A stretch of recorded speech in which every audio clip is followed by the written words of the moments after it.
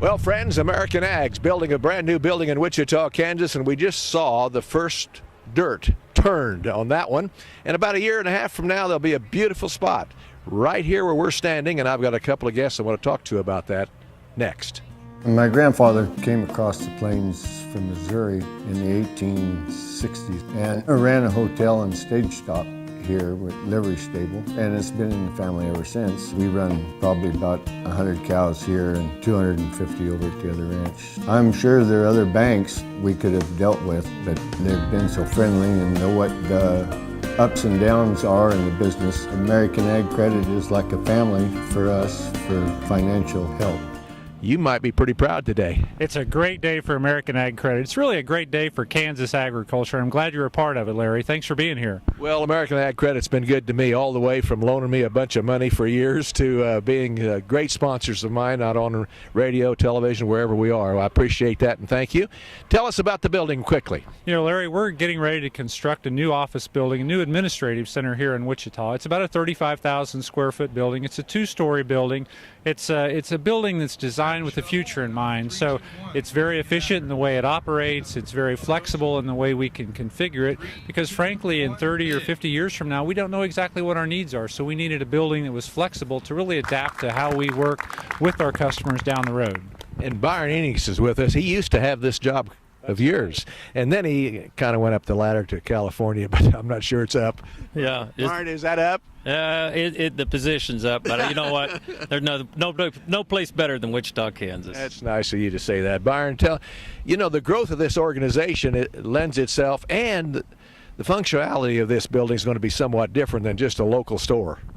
Right. What we've done is we've put 3 administrative headquarters within this company. We can't manage really out of one central location anymore. That's not the best to be able to get the best talent. It's also not the best to be able to spread your leadership throughout your organization and stuff. So we've taken the Wichita, Kansas as one of 3 cornerstones for the company. One here, one in Greeley, Colorado, one in Santa Rosa, California. And we've put a little bit extra into those buildings so that we can house some administrative function. In the end, though, the real value in the building is the lending function of it, and that this office here in Wichita will be a full-time lending function and be able to serve farmers and ranchers. It's a real commitment really to agriculture and to the Wichita market. Really is. Byron, I got to ask you a question. Right now agriculture's got a few problems. One is drought in California, one is grain prices in Kansas and Oklahoma. You guys sit around the table and I'm sure many times scratch your head and say, where do we go from here and how much do we stretch out? Can you just give me your thought process right now about that? Well, the good news is we started planning for that years and years ago. You know, this is not a surprise, a change in agriculture, a hard time in agriculture. I mean, we faced it really our whole lives and really the whole history of agriculture. So we started making plans years ago to have extremely heavy capital.